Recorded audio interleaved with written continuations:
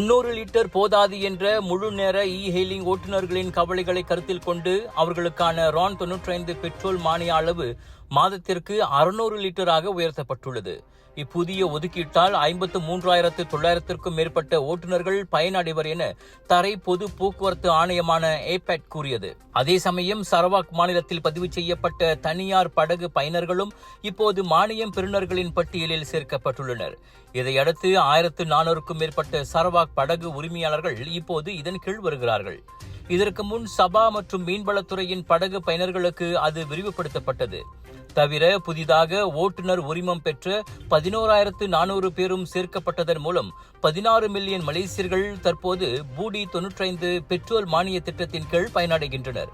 September கடைசியில் அறிமுகப்படுத்தப்பட்ட பூடி 95 திட்டம் தகுதியுள்ள மலேசியர்கள் மாதத்திற்கு 300 லிட்டர் வரை ரான் 95 பெட்ரோலை $1.99 விலையில் வாங்க அனுமதிக்கிறது. இந்த மானிய திட்டம் துல்லியமானது, இலக்கிடப்பட்டது மற்றும் மக்களுக்கு நேரடி நன்மை அளிப்பதாகும் என நிதி அமைச்சு கூறியுள்ளது. Ready to take your golf game to the next level? Join the Bridgestone ASEAN Amateur Open 2025 and stand a chance to win 5 amazing hole-in-one prizes, including a brand new Mazda CX-30.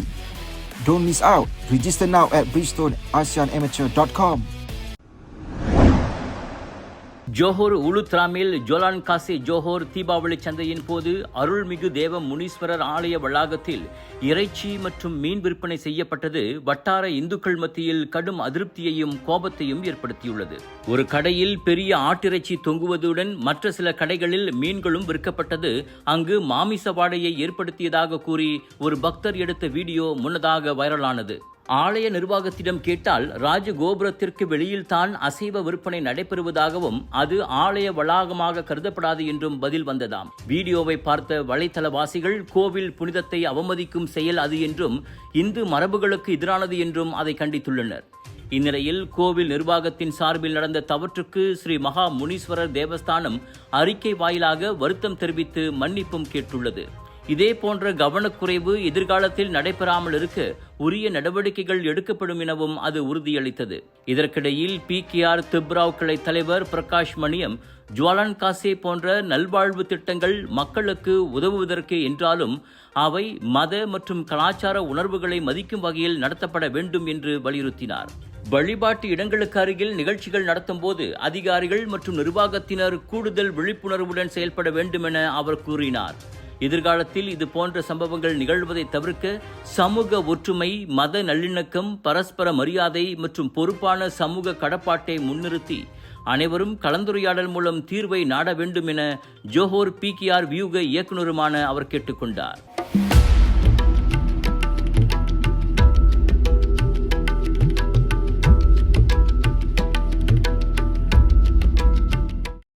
எல்லா நோய்களுக்கு முக்கிய காரணம் ரத்த ஓட்டம் சரியா இல்லாததுங்க. குறிப்பா தலைவலி, உடம்பு வலி, பால் மறுத்து போறது, வசதியா இருக்கிறது, மூச்சு திணறல் மற்றும் பல. இத நீங்க இப்படியே விட்டுட்டீங்கன்னா ரத்த கொதிப்பு, இனிப்பு நீர், இருதய சம்பந்தப்பட்ட நோய் மற்றும் பல நோயெல்லாம் வர ஆரம்பிக்கும். டென்ஷன் ரத்த ஓட்டத்தை சீராக்கிடும். இது நவீன முறையில தயாரிக்கப்பட்டது. 10 ஆண்டுகளா மலேசியால பயன்படுத்துறாங்க. டெஸ்லி, உங்கள் ஆரோக்கியத்தின் நண்பன்.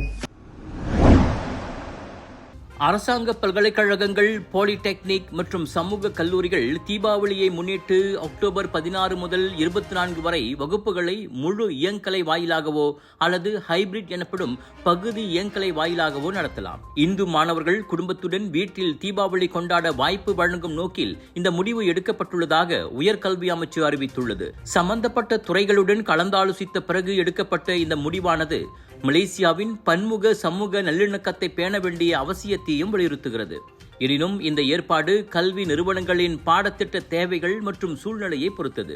கல்வி நடவடிக்கைகள் பாதிக்கப்படாத வரை பிரச்சனை இல்லை என அமைச்சு கூறியது. இவ்வேளையில் மாணவர்கள், பேராசிரியர்கள் மற்றும் இந்து சமூகத்தினருக்கும் இந்த தீபாவளி மகிழ்ச்சி, அமைதி மற்றும் செழிப்பை கொண்டு வரட்டும் எனவும் அமைச்சு வாழ்த்தியது. தீபாவளி அக்டோபர் 20 கொண்டாடப்படுகிறது.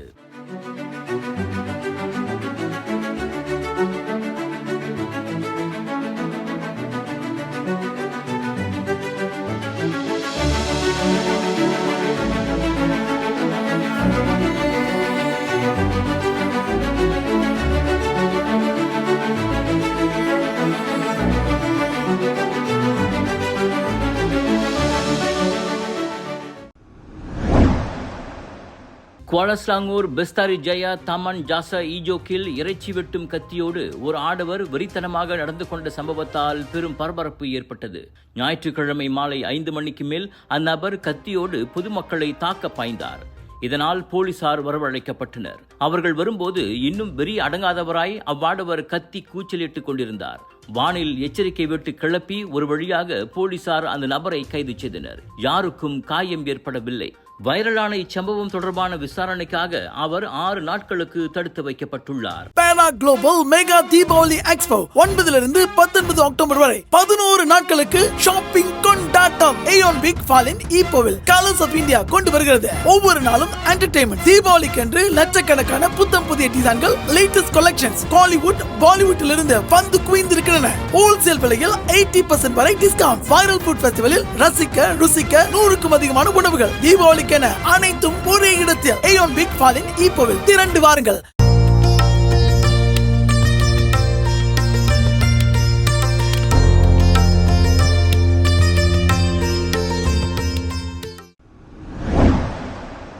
எகிப்து, கட்டார், துருக்கி ஆகிய நாடுகள் அமெரிக்க அதிபர் டொனால்ட் ட்ரம்புடன் இணைந்து காசா போர் நிறுத்த ஒப்பந்தத்தில் கையெழுத்திட்டுள்ளன.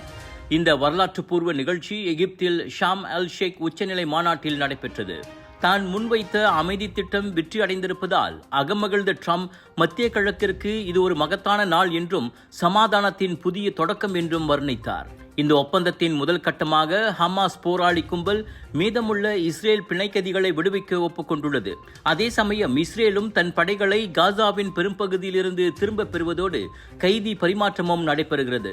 ஐநா மற்றும் உலக தலைவர்கள் இந்த ஒப்பந்தத்தை வரவேற்று நிலையான சமாதானம் உருவாகும் என நம்பிக்கை தெரிவித்துள்ளனர். ஆனால் ஹமாஸ் ஆயுதங்களை முழுமையாக கைவிடுமா, காசா நிர்வாகத்தில் இடம்பெறக்கூடாது என்ற நிபந்தனையை அது உண்மையிலேயே கடைபிடிக்குமா என்ற கேள்விகள் இருக்கவே செய்கின்றன. எனவே ஒப்பந்தம் கையெழுத்தானாலும் மனிதாபிமான உதவி, மறுசீரமைப்பு மற்றும் சமாதான கண்காணிப்பு தொடர வேண்டும் என்ற கோரிக்கையும் பரவலாக எழுந்துள்ளது. கலர்ஸ் ஆஃப் இந்தியாவின் பிரம்மாண்டத்தின் உச்சம் global mega Deepavali expo AEON big ஃபாலின் ஈப்போ பேராக் மற்றும் தாசிக் சென்ட்ரல் ஸ்கூடாய் ஜோர் மற்றும் ஏயோன் மால் புக்கிட் ராஜா கிளாங்கில் ஒரே நேரத்தில் 3 இடங்களில் நாட்டின் தலை சிறந்த ஆன்லைன் மற்றும் ஹோல்சேல் வெண்டர்ஸுடன் லேட்டஸ்ட் டிசைன் மற்றும் எக்ஸ்க்ளூசிவ் பொருட்களுடன் தீபாவளிக்கு தேவையான அனைத்தும் மிக விமர்சையாக ஆட்டம் பாட்டம் கொண்டாட்டத்துடன் தொடங்க உள்ளது. ஏயோன் பிக் ஃபாலின் ஈப்போ மற்றும் தாசிக் சென்ட்ரல் ஸ்கூடாய் ஜோர் ஏயோன் மால் புக்கிட் ராஜா கிளாங்கில் திரண்டு வாருங்கள்.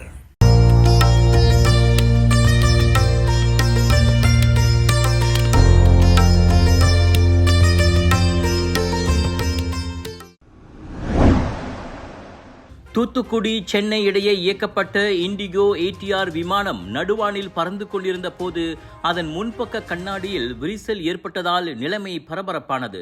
உடனடியாக விமானிகள் சென்னை விமான நிலைய கட்டுப்பாட்டு அறைக்கு தகவல் தெரிவித்தனர். முன்னெச்சரிக்கை நடவடிக்கைகள் எடுக்கப்பட்டு விமானம் அவசரமாக சென்னையில் தரையிறங்கியது. விமானத்திலிருந்து 75 பயணிகளும் பாதுகாப்பாக வெளியேற்றப்பட்டனர். எனினும் விமானம் முழு கட்டுப்பாட்டில் இருந்ததால் எந்த அவசர நிலையும் அறிவிக்கப்படவில்லை. பின்னர் விமானம் பராமரிப்புக்காக தனிப்பகுதியில் நிறுத்தப்பட்டது. கண்ணாடியின் 3 அடுக்குகளும் சேதமடையாதவரை இது ஆபத்தானதல்ல. ஆனால் பாதுகாப்பு பரிசோதனைகள் கண்டிப்பாக வலுப்படுத்தப்பட வேண்டும் என அதிகாரிகள் வலியுறுத்தினர். இது கடந்த 4 நாட்களில் இண்டிகோ நிறுவனத்தின் 2வது கண்ணாடி பிளவு சம்பவமாகும். இதற்கு முன்பு மதுரை, சென்னை வழித்தடத்திலும் இதே பிரச்சனை ஏற்பட்டது. வான் போக்குவரத்து அதிகாரிகள் சம்பவம் குறித்து விசாரணையை தொடங்கியுள்ளனர்.